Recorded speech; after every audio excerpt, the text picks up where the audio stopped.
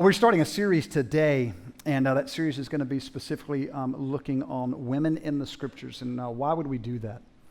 Matt has written actually an excellent blog on this. If you have not read it, I really want to beg you to go back and do that. It's on your own Journey blog spot. And why would we study? He gives 3 reasons in there. They're all outstanding. All I want to do is very briefly draw your attention to just one of them. And one of the reasons why we want to study women in the scriptures is simply because we get the full picture of who God is when we look at women. Meaning that if you only look at men in the scriptures, which there's many, many men that are highlighted in the scriptures, if you only look at that, you're only getting a portion of God's character and worth, who he is. Remember back in the garden, he created male and female. He created them in his image. And although God refers to himself all throughout scripture in the masculine form, he is neither a dude nor is he a chick. Right? He is God, infinite, eternal. Men and women put on display portions of him, but he's actually not a guy. He's not limited to being a guy. So we get the fuller picture of who God is when we study some things about women in the scriptures. And so I would highly suggest that you do that. Just, again, there are many things we share in common that we all get, but we all have the capacity to love. We have the capacity to reason, etc. But women put on display the beauty of God. Men just don't. The psalmist says, I went to the temple of the Lord to gaze upon the beauty of the Lord. Same psalmist says this, the Lord, strong and mighty, powerful. In the male body, we see power and strength.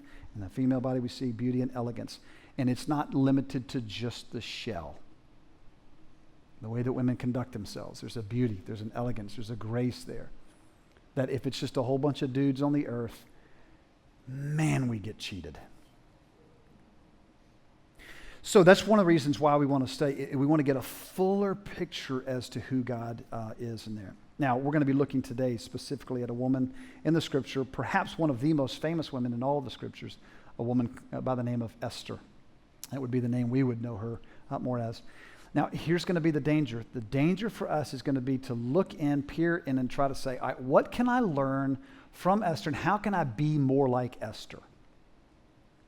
And that is not what the scriptures are trying to do. They're not trying to put on display for us, here's how we can be more like Esther, and therefore, if we're more like Esther, we'll be pleasing unto God. Instead, what actually is going to happen in this book is we're going to see some things about her that are worth imitating. They are worth emulating. But what we're going to see primarily is that how is it that Esther points us to the person of God? If we stop at her, we miss the reason why this story is included in the scriptures. We miss getting pointed to the King of Kings, the Lord of Lords, the creator and sustainer of the universe is going to put on display some of who he is. And in fact, she's going to do something on a small scale, what he's going to do on a grand scale. So please, when we leave here, don't walk away saying, man, I hope I can be more like Esther. That is far too shallow of a goal. Now, you may walk out of here with some questions today. You likely will walk out with more questions than you'll have answered. Fortunately, at the end of the time, we'll be here to answer some of those questions. You can type it in, you can text it in to that right there. You can do whatever, and it somehow gets here, and then we talk about it on stage here. So think about those. And if you don't get your question answered, please email Matt later on, and you can get everything answered from him out there. You'll probably have some more questions, but you got to walk away with saying, God, who are you? Let me set the history up, and then today I want us to read as much of the story as we can. Because today I want you to go back in time to when you were a kid. And you remember how wonderful it was to listen to a story be read. Adventures in Odyssey, big hit in my household. I'm paying that monthly fee so I can get access to all of them. As we go, there's one particular part of the show where they have this thing called the Imagination Station, where they're able to go through time and be able to imagine what would have taken place. Today, that's what we want to do. Do not listen to this story from a cold, calculated, intellectual place. Imagine that you are there. The story is powerful. So we want to read as much as we can of it, and then we'll draw some conclusions and draw just a few details out that you might not know. But let me set it up for you very quick. You remember the nation of Israel and their history, so they're formed. There's a promise that's given to Abraham, I'm going to make you into a great nation. And the patriarchs that come after that, he would have a son, and so forth. You come down, the people are forgotten. They're actually enslaved by a land that was holding them captive. God raises up this guy named Moses and says, I want to use you to bring my people into freedom. It's not like Moses was the model leader. All right, the dude had issues, and God still worked through this deeply flawed man in order to take these people out of the land of slavery into a land flowing with milk and honey. Moses would never get there. His successor, Joshua, would take them into that place. They would be faithful during the lifetime of Joshua, the people of Israel would. After that, you had a series of judges in which they did faithful, unfaithful, faithful, unfaithful, faithful, unfaithful, all the way through the entire book of Judges, till you get to the end. The end of the book of Judges closes like this. Everyone did what was right in his own eyes. And then they come out and they're starting to ask for a king because everybody around them has a king. And Samuel, the prophet on the scene at the time, says, you do not want a king. And they said, give us a king. All right, so they got a king, and he was a horrific king, King Saul, the first one. After that came what most people refer to as the greatest king until King Jesus would come later on. But David, the king, was a wonderful king, a also deeply flawed man, but a good king. After him would come his son Solomon, and Solomon would expand the territory abroad. He would even have this temple that he would build for the Lord. And then after Solomon, everything went crazy. There was the division of a northern kingdom and a southern kingdom. And there was a fight. The southern kingdom maintained the line of David all the way throughout. It was always just the son of that would stay in charge. And several of them were actually good, godly kings. Some of them were not. The northern kingdom never experienced a godly king. They actually went through 5 dynasties. People killing, pillaging. It just was awful what they went through. And in 722, their evil had reached such heights that in 722 BC, God ushers in a foreign nation, Assyria, and they kick tail. And the northern kingdom is no longer. Israel is no longer. It's only Judah that is remaining now.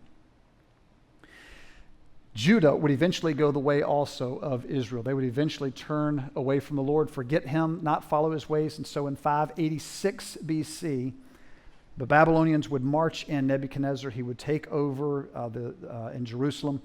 He would even do horrific things to the temple itself.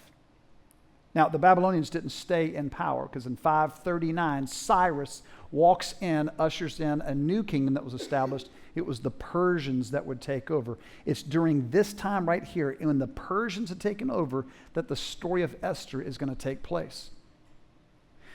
The king, Cyrus, he had given an edict in which the people of whatever faith, of whatever they were, could go back to their homes and they could live the lives that they wanted to live. It was an ingenious plan on his part. Instead of having to do so much babysitting and then trying to just squash this revolt and this rebellion over here, he just, just go back where you are. And their kingdom is massive. And then right now, when the story of Esther takes place, is a guy named Xerxes that's in power. Ahasuerus would be the name that he would be known by in the Hebrew, same person. And he is so insanely wealthy. Some historians even believe he might have been, outside of Solomon, the richest king to ever live on the face of the earth. His kingdom and its expanse is absurd. And here's what you need to hear. This is a man who lived with no restraints. It was excess without anyone ever saying no to him. So we pick up the story in Esther chapter 1, verse 1. I've actually asked that the words not even go on the screen so that you can just listen and hear. If you have your Bible and you want to follow along, go for it. But make sure you listen. This is what happened during the time of Xerxes, the Xerxes, who ruled over 127 provinces stretching from India to Cush. At that time, King Xerxes reigned from his royal throne in the citadel of Susa. And in the 3rd year of his reign, he gave a banquet for all his nobles and officials. The military leaders of Persia and Media, the princes and the nobles of the provinces were present. For a full 180 days, he displayed the vast wealth of his kingdom and the splendor and glory of his majesty. When these days were over, the king gave a banquet lasting 7 days in the enclosed garden of the king's palace for all the people from the least to the greatest who were in the citadel of Susa. The garden had hangings of white and blue linen, fastened with cords of white linen and purple material to silver rings on the marble pillars. There were couches of gold and silver on the mosaic pavement of a whole bunch of nice stone. Wine was served in goblets of gold, each one different from the other. And the royal wine was abundant, in keeping with the king's liberality.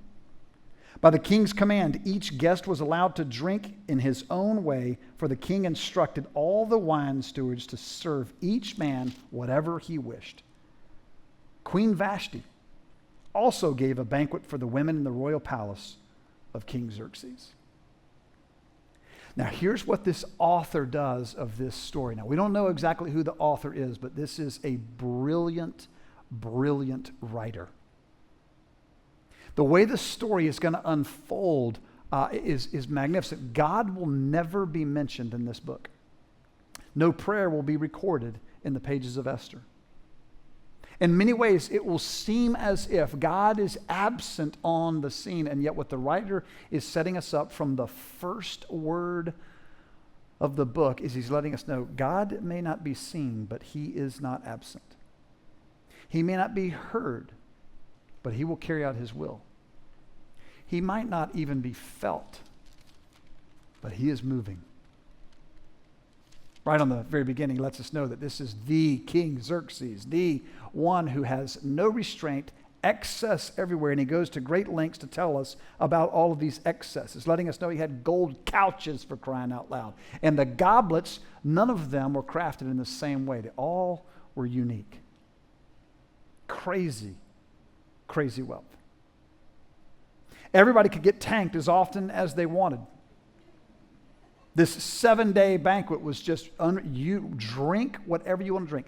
There is no area of life where anyone here had to show restraint because they had unlimited, in their mind, resources.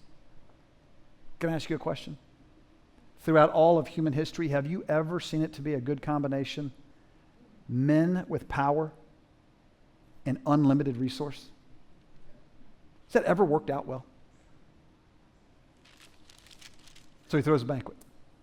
Lasts for 7 days. And everybody is enjoying it. On the 7th day, when King Xerxes was in high spirits from wine. Really? He commanded the 7 eunuchs who served him to bring before him Queen Vashti, wearing her royal crown in order to display her beauty to the people and nobles, for she was lovely to look at. But when the attendants delivered the king's command, Queen Vashti refused to come. And then the king became furious and burned with anger. The scriptures are a little more polite when the way that we translate this. It says that when he was in high spirits, which means when he could barely walk, he is so inebriated. He decides that what he wants to do is to put on display his bride. He has shown no restraint in any area of life, and he's not going to show restraint here either. The Hebrew scholars, Jewish rabbis, as well as even modern day commentators, most all of them agree that the request that he has given here is not just simply that she shows up in some type of a beauty pageant format. He is asking that she will come and show up wearing nothing but her crown. And he wants to put her on display. She's not a bride to him. She's a toy.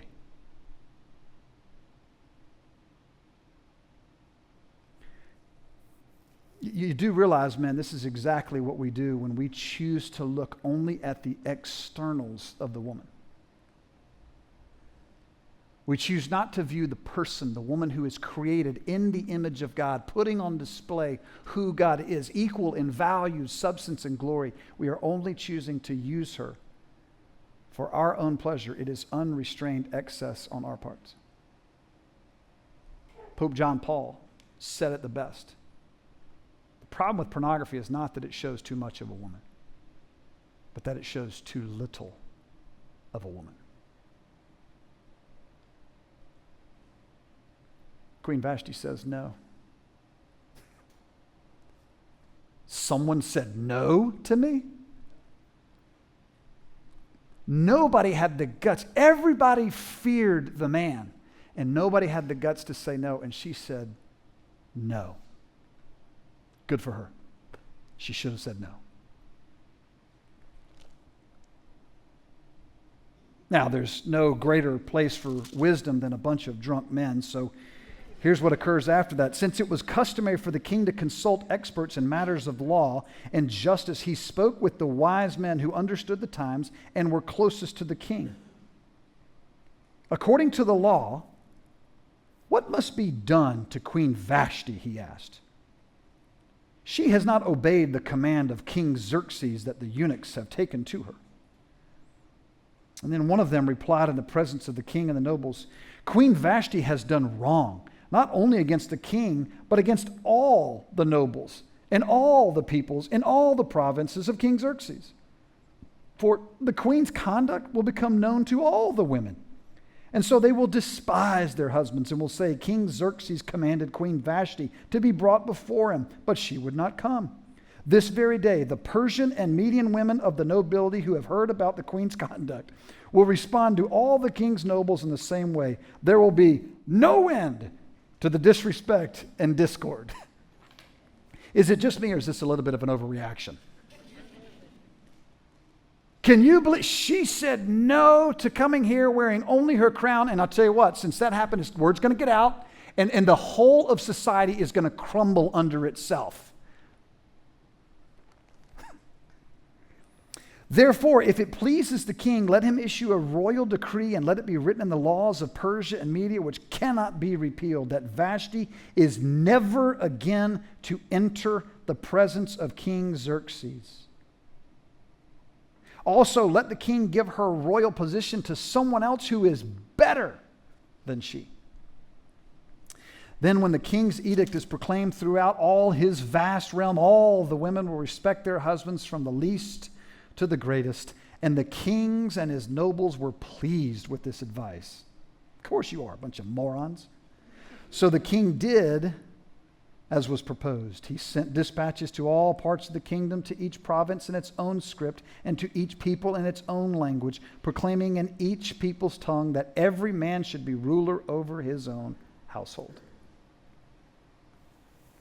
I can tell you one thing, these guys had no concept, just no concept whatsoever of why God made male and female.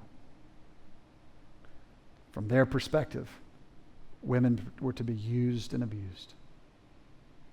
Now, why am I belaboring this point? Because this is the culture that God himself is about to sovereignly usher in one of his daughters. See, we hear all about the hero's story about Esther, but have you stopped for a moment to think what it is that she was walking into?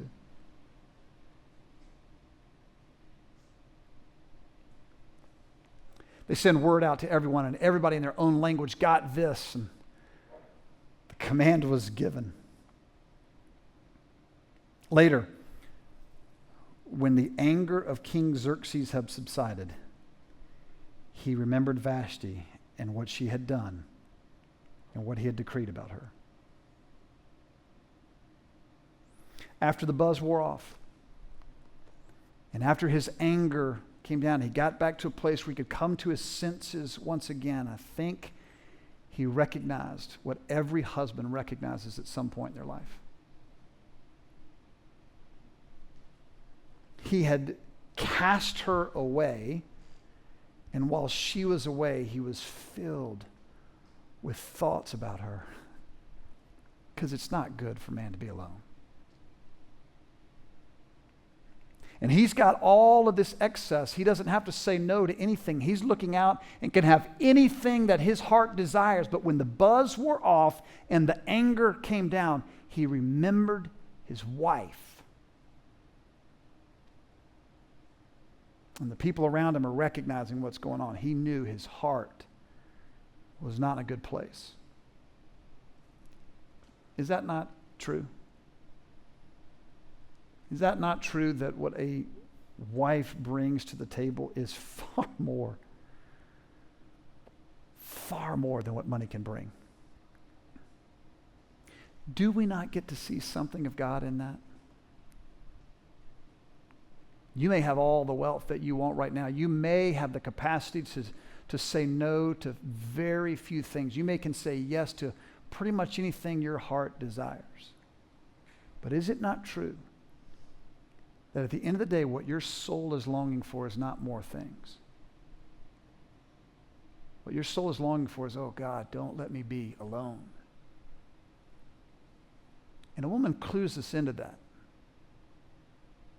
But even she can never get to the depths of what our souls need.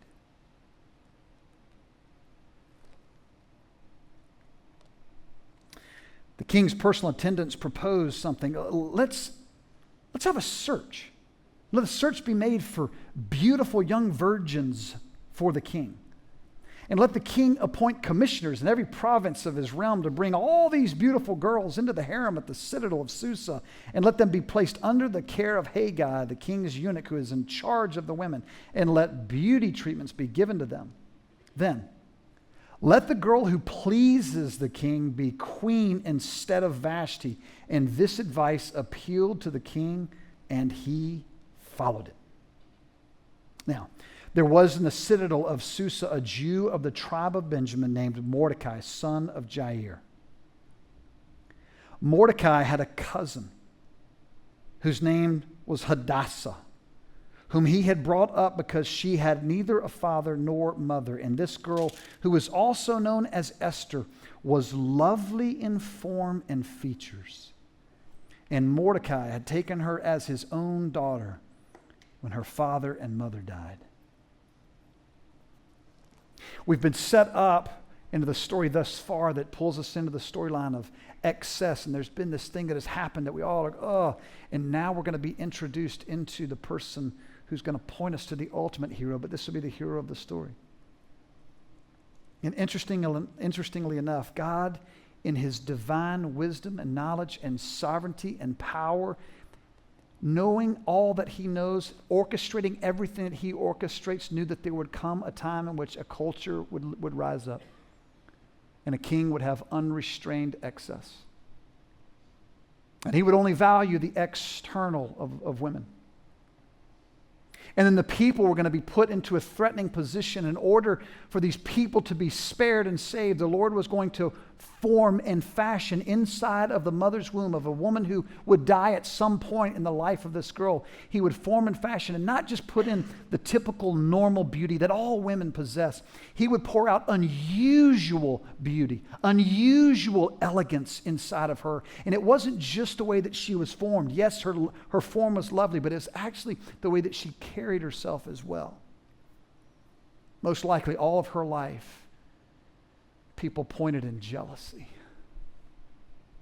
Why is her skin so beautiful? Why is her hair? Why does she talk like that? Why does she have favor everywhere she goes? It's possible, this is thus saith David, that she might not have had a whole lot of close friends. Her parents would be taken away from her. And then her cousin brings her in. And her cousin knows and fears God, and he raises her in such a manner to know and to fear God. And this girl, whom everyone on the outside would look in and see very clearly, she has like Christy Brinkley, freakish type of beauty, where you go, you shouldn't look like that at that age. It shouldn't happen. He raises her. Please hear this. He raises her to know that all of this is one day going away. What's in here is the most important.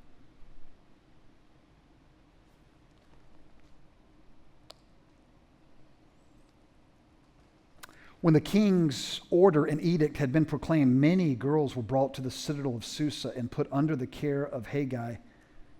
Esther also was taken to the king's palace and entrusted to Haggai, who had charge of the harem. And the girl pleased him and won his favor. And immediately he provided her with beauty treatments and special food. He assigned to her 7 maids selected from the king's palace and moved her and her maids into the best palace in the harem. Esther had not revealed her nationality and family background because Mordecai had forbidden her to do so. Every day he walked back and forth near the courtyard of the harem to find out how Esther was and what was happening to her. Now we get to know a little bit more about Esther's character. Just one thing that I see and note in here is that Esther understood authority. She understood God's authority, that God had placed her in a position, and she's now in a place where she can do pretty much whatever she wants. There's no need to go back and to find out anything from Mordecai. But she's loyal. She's compassionate. She's humble. She is not one, in my opinion, whom the scriptures would look at and say it's like a gold ring and a pig's snout. This is a woman who shows discretion. This is a woman who is seeking wisdom. Is it not true? Is that not just one of the things we see in women?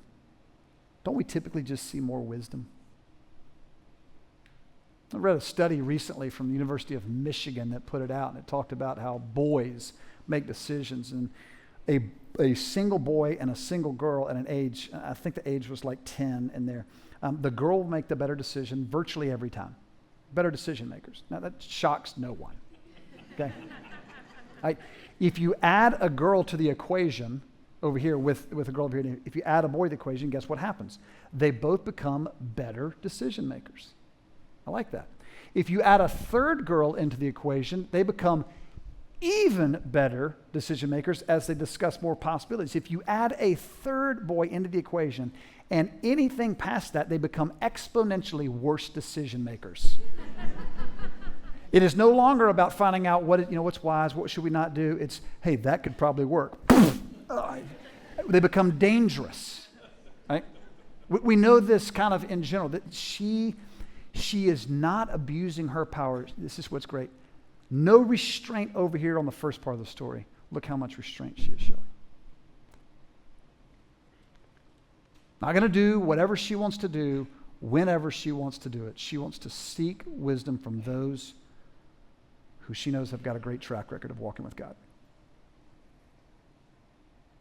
Now, this is going to mean exactly what you think it means.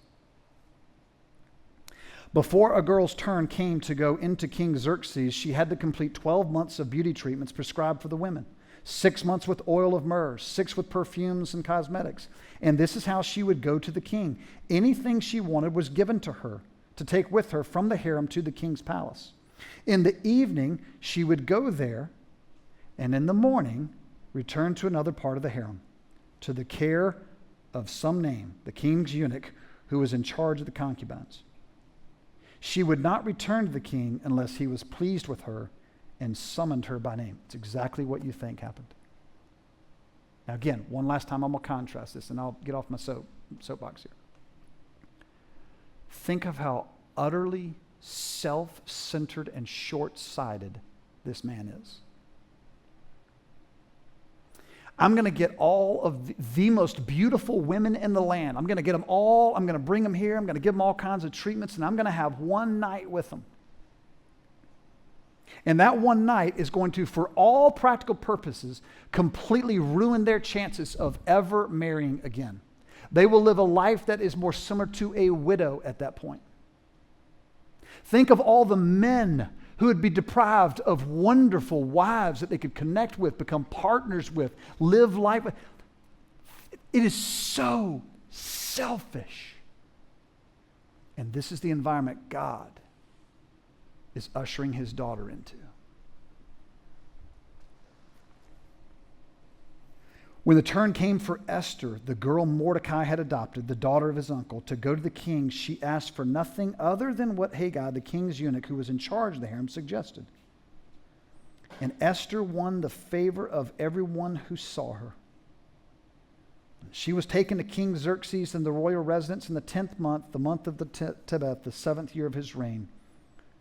Now the king was attracted to Esther more than to any of the other women. And she won his favor and approval more than any of the other virgins. So he set a royal crown on her head and made her queen instead of Vashti. And the king gave a great banquet, Esther's banquet, for all his nobles and officials. And he proclaimed a holiday throughout the provinces and distributed gifts with royal liberality. Esther chooses to make herself available to the king for a night. She does not follow the commands of God.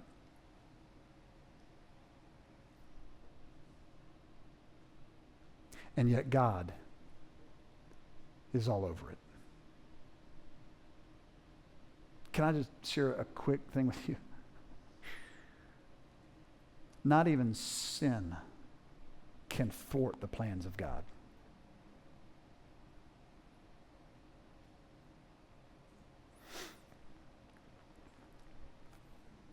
He is captivated by her more than anybody else. He places the crown on her head. She takes the place of Vashti.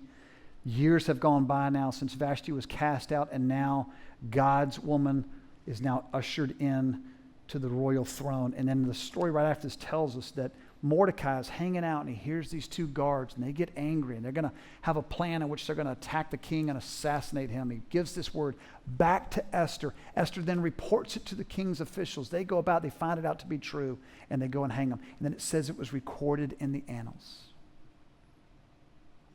Here's another thing that I see from Esther that I think she learned from Mordecai, but credit to her for putting it into practice.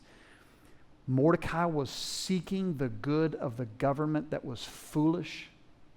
He's seeking the good of the king who shows no restraint, etc. He is faithful in the land that God has placed him in. And so is she. Now, we're introduced then to the enemy. There's a man named Haman. And Haman is the guy that is actually ushered into being in charge alongside of the king, and he's placed beside him, and there's nobody else that has the same kind of power that Haman has. And this Haman has an ego. I think he's got short man's complex. Right? He just gets frustrated that other people aren't doing exactly what he wants when he wants it. And so when he walks out into the streets, he's demanding that people bow down before him because he's the man. And Mordecai says, I don't fear man. I fear God. I don't fear man. So he refuses to bow. And it just eats after Haman. And so instead of just thinking about killing Mordecai alone, he actually finds out the group of people that he belongs to. He finds out there's these Hebrew people, and they're still scattered abroad. And so he comes up with this plan, and the plan is that we're going to attack all of the Hebrew people. So we're going to get an edict. I'm going to tell the king. And so he tells the king, by the way, there's some people that are really dangerous, and they're going to hurt you in the long run. And so if you'll just take your ring, stamp it on here. I've got a plan that's actually going to free you up. It's for your good, etc. And so the king does that plan. And so the plan is that everybody can attack the Jews at will. You just go after them. And then you can take everything that they have. And Mordecai hears about the plan. He goes out and he sits by the gate, and he's very sad. So the messengers come from Esther to find out what's wrong with him. And then he takes this word back to her, or this plan, and he says, you need to go see the king. Now listen to this. In chapter 4, listen to her response when she is...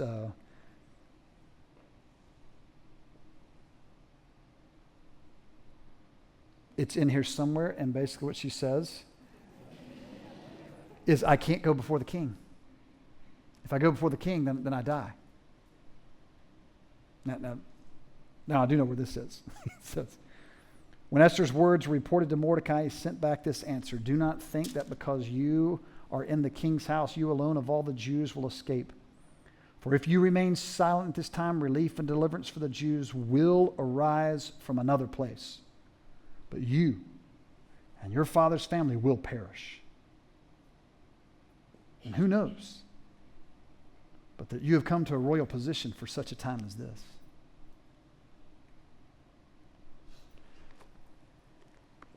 Mordecai sends word back to her, I know you are afraid. It's okay to be afraid, but don't think for a second that if this plan goes through that you're going to escape this. You, your father's household will die. But the Lord will be faithful. He made a promise to Abraham all the way back here. He will complete that promise. He will fulfill it. If deliverance isn't going to come from you, it will come from somebody else. God will not fail. We may fail. God will not. But Esther, who knows? Maybe the whole reason you are gorgeous was because God wanted to leverage your beauty to save a whole race of people.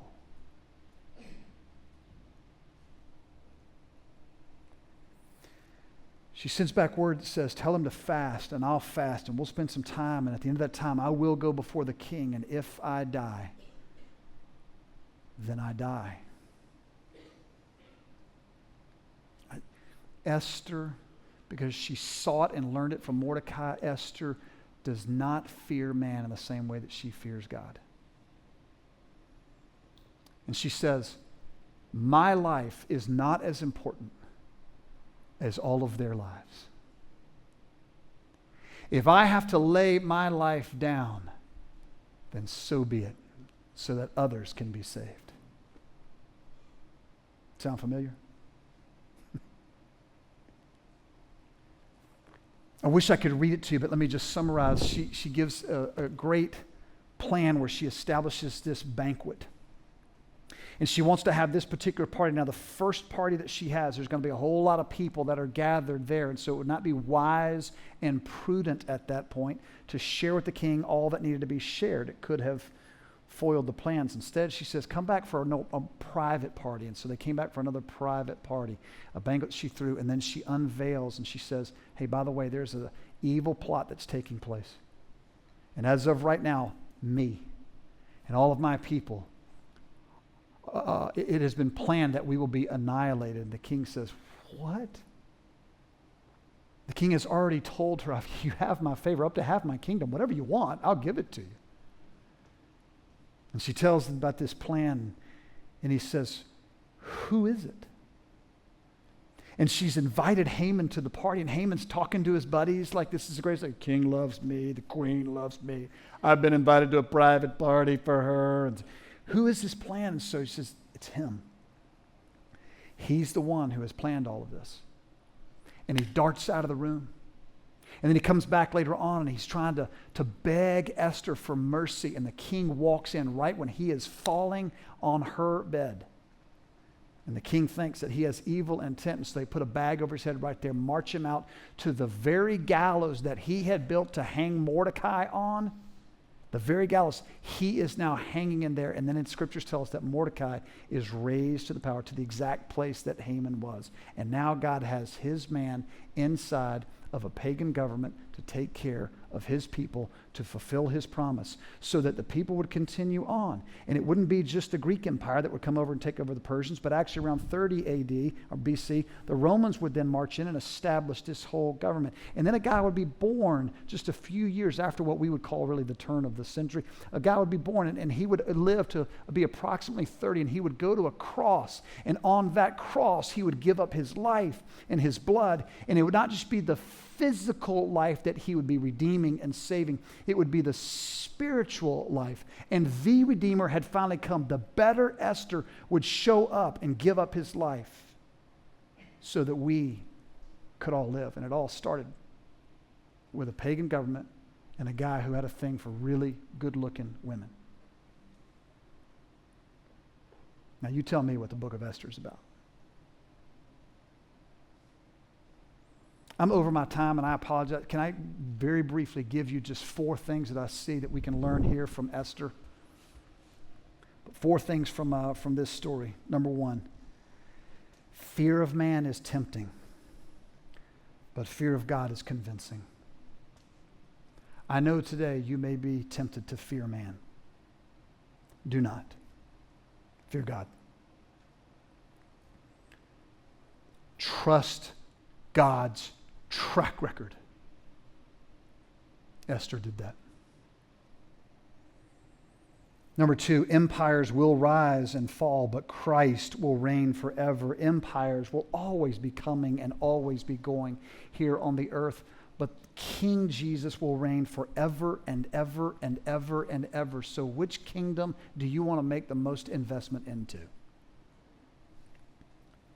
Number 3, I cannot ruin the plans of God. Think you've blown it as a parent? You can't ruin the plans of God. Think you've blown it as a spouse? You can't ruin the plans of God. Think you've blown it when you tried to share your faith with this other person? It just was a complete and utter disaster. You cannot ruin the plans of God. You're not nearly that impressive. Not even your sin can thwart the plans of God. Last thing, God is not always obvious, but he is never absent. From the beginning of the book to the end of the book, he is not mentioned. And yet, perhaps more than any other book in all of the Bible, he is dripping on every page, moving, stirring, working out his good and perfect will.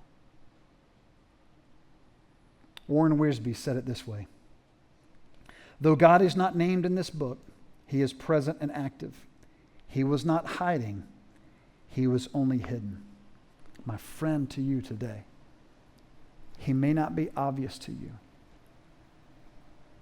but I promise you he is not hiding from you. He may just only be hidden from your plain sight right now.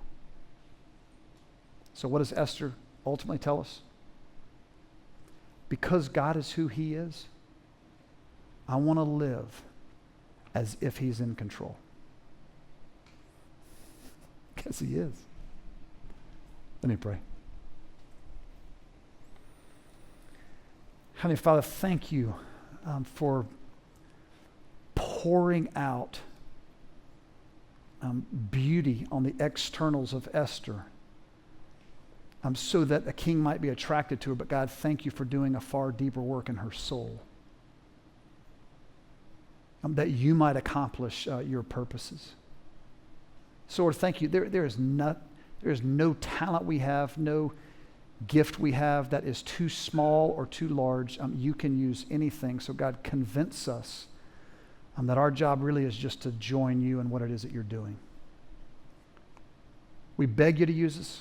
We want to be a part of your kingdom. Thank you that you are further down the road, way further down than we are, in planning how it is that you will use us. We love you. We trust you. We pray all of this in Jesus' name. Amen.